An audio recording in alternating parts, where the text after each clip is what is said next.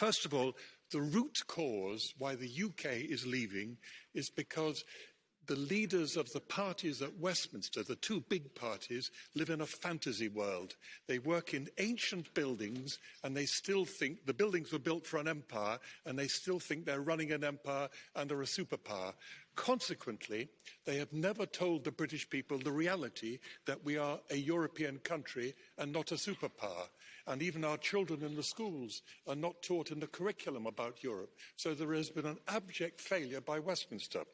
Now, sadly, in this debate, Farage, who's gone, and Hannan, who I think is still in there, told a complete untruth. This project was never about free trade. It was always about more than free trade, an ever closer union. And even Mrs Thatcher in the referendum campaign in 1975 said this is about more than just free trade. So when they talk about free trade only, it's been misleading the British people all the way along, and that's a disgrace.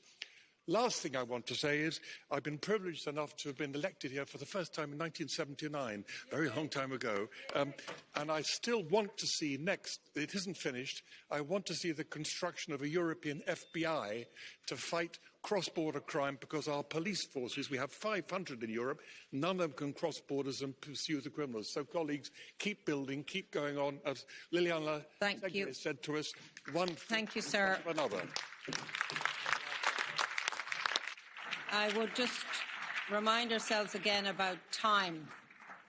So please stick to your time. For our next speaker for 1 minute, Mr.